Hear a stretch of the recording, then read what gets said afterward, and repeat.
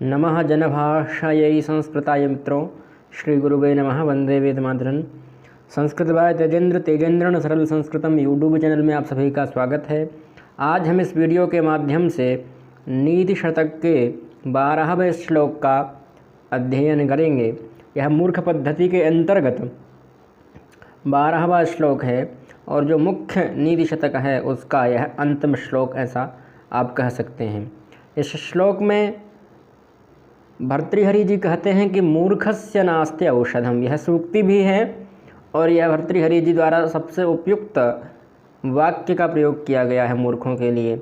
अंत में जब भर्तृहरि जी ने अपने मूर्ख पद्धति की समाप्ति की तो अंत में कहा मूर्खस्य नास्ति औषधम, यानी मूर्ख के लिए कोई औषधि नहीं है। शास्त्र विहित हर व्यक्ति हर समस्या का समाधान है, पर मूर्ख के लिए कोई समाधान नहीं है। पर जब हम आगे पढ़ेंगे तो आपको एक समाधान भी प्राप्त हो जाएगा। भर्तृहरि जी आगे एक समाधान भी देंगे। वह समाधान क्या है? तो वह समाधान है सत्संगति। सत्संगति कथय किन्न करोति पुंसाम। सत्संगति जो है वह पुरुषों के लिए, मनुष्यों के लिए क्या नहीं कर सकती, तो वह मूर्ख को भी विद्वान बना सकती है। यदि मूर्ख किसी सत्संग, किसी अच्छे व्यक्ति के संग में रहे, अच्छे साधु व्यक्ति से संगत में रहे, तो उसका भी परिवर्तन हो सकता है। यही इसकी औषधि है मूर्ख के लिए। भर्तृहरि जी देंगे, पर शास्त्रवेद मूर्ख के लिए कोई औषधि नहीं है।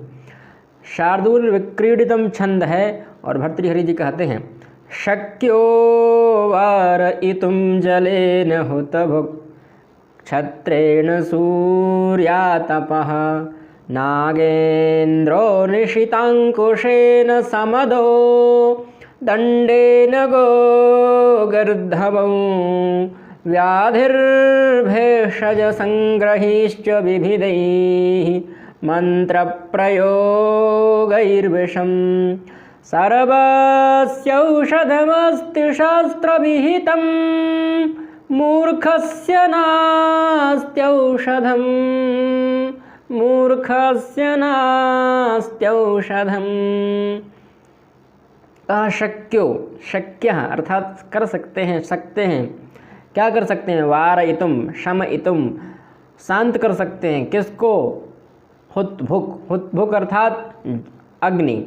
तो किससे अग्नि को शांत किया जा सकता है? स्वाभाविक बात है, जल से। तो कहा जलेन, जल से। तृतीया विभक्ति है जल में, तो जलेन, जल से किसको शांत किया जा सकता है? किसको शांत कर सकते हैं?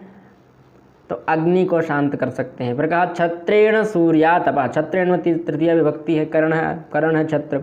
तो कहा छत्र से, जो छाता, छत्र था छाता, छाते से सूर्य के तप को, सूर्य का जो गर्मी है, सूर्य की जो ऊष्मा है, सूर्य की जो लू है, उससे हम बच सकते हैं। किससे? छत्र के जो सहायता से, छत्र के द्वारा, छत्र से हम उससे बच सकते हैं, सूर्य की लू से। फिर कहा नागेंद्रो निशितांकुशेन समदो। नागेंद्र अर्थात कौन? नागेंद्र अर्थात हाथी। हाथी को भी वश में किया जा सकता है। हाथी सामान्य नहीं है, कहा समदः। हाथी के लिए विशेषण दिया समदः अर्थात मद सहित। समदः अर्थात मद सहित। जो मद सहित हाथी है उसको भी वश में किया जा सकता है, उसको भी वश में कर सकते हैं। कैसे? निशित अंकुशेन। निशित, निशित अर्थात तीखा, पैना। अंकुशेन, अंकुश से। अंकुश क्या होता है? जो हाथी को वश में करने के लिए महावत प्रयोग करता है। बहुत छोटा सा होता है और इतने विशाल हाथी को वह अपने काबू में कर लेता है। अंकुश, महावत उसी की सहायता से हाथी को जिधर चाहे उधर ले जा सकता है, जो चाहे वो करवा सकता है। तो निशित अर्थात जो नुकीला अंकुश है, उस अंकुश से मद सहित हाथी को भी, जिसका मद बह रहा हो, जो जवानी में हो, ऐसे हाथी को भी वश में कर सकते हैं, ऐसे हाथी को भी शांत किया जा सकता है। फिर कहा दंडेन गोगर्धवौ। दंड से, दंड अर्थात डंडा, लकड़ी से किसको शांत किया जा सकता है? किसको हम वश में कर सकते हैं? तो गो, गो अर्थात गाय। गाय से यहाँ तक आप समझिए कि किसी भी पशु को, बैल को, बकरी को, किसी भी पशु को हम डरा सकते हैं। कुत्ते को किससे? डंडे से। गर्धव, गर्धव अर्थात गधा। तो गधा द्वितीय विभक्ति हो, द्विवचन हो गया वहाँ। गो और गर्धवौ, दो व्यक्ति हैं, गो और गर्धव, तो द्विवचन हो गया। तो गाय को और गधे को दंड से हम शांत कर सकते हैं, उनको वश में कर सकते हैं। और फिर आगे कहा व्याधिर्भेषज संग्रहिश्च विविधैः। व्याधि, व्याधि क्या होती है? जो शारीरिक कष्ट हैं। आदि क्या होती है? मानसिक कष्ट। और जो शारीरिक कष्ट हैं, जो हमारे शरीर में पीड़ा होती हैं, उसको हम व्याधि कहते हैं। तो व्याधि भेषज संग्रहिश्च। भेषज अर्थात क्या?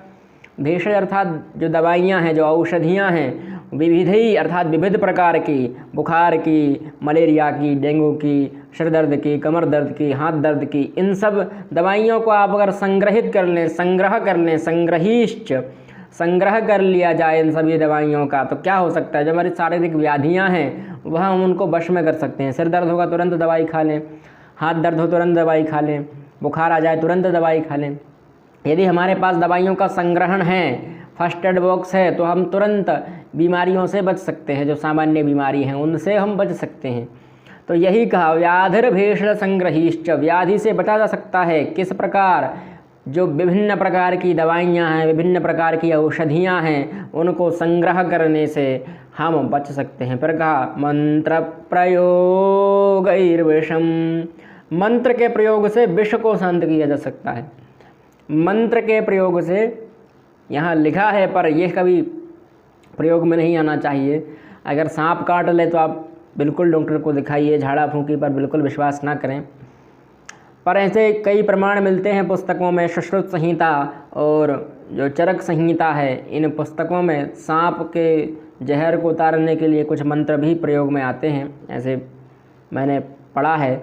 पर वह अब उतने कामयाब नहीं हैं। अब इतना तकनीक आ चुकी है तो अब उन मंत्रों के ऊपर ध्यान ना देकर, किसी भी प्रकार के झाड़ा फूंकी पर ध्यान ना देकर आप सीधे डॉक्टर के पास जाएं। यदि कोई भी विष आपके ऊपर चढ़ जाता है, विष से यहाँ तात्पर्य यही नहीं कि सांप ही काट ले तो ही वह विष हो, किसी भी प्रकार का विष हो सकता है। बिच्छू काट ले या कोई विषैला कीड़ा काट ले तो भी वह विष माना जाएगा। तो ऐसे विष से बचा जा सकता है मंत्र के प्रयोग से। ऐसा भर्तृहरि जी कहते हैं, उस समय की बात अलग थी। मंत्र के प्रयोग से विष से बचा जा सकता है। फिर कहा सर्वस्यौषधमस्ति शास्त्र विहितम। कहा शास्त्र के अंतर्गत, शास्त्र के अंदर, शास्त्र में समाहित सर्वस्य, सबकी औषधि है। औषधम अस्ति, सर्वस्य औषधम अस्ति।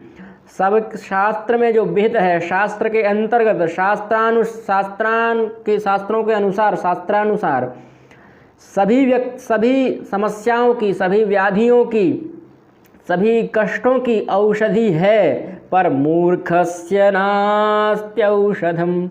मूर्ख के लिए कोई औषधि नहीं है। मूर्खस्य नास्ति औषधम, यहाँ संधि हो गई, यण संधि। मूर्खस्य नास्ति औषधम, ई को यकार आदेश हो गया। तो यहाँ मूर्ख के लिए कोई भी औषधि नहीं है। किसके अंतर्गत? शास्त्र के अंतर्गत। शास्त्र मूर्ख के लिए कोई नहीं कहता। शास्त्र यह कहता है शठम साठ्यम समाचरित। जो शठ है उसके साथ शठता ही करनी पड़ेगी। मूर्ख है उसको मुँह लगाना कोई फ़ायदा नहीं है।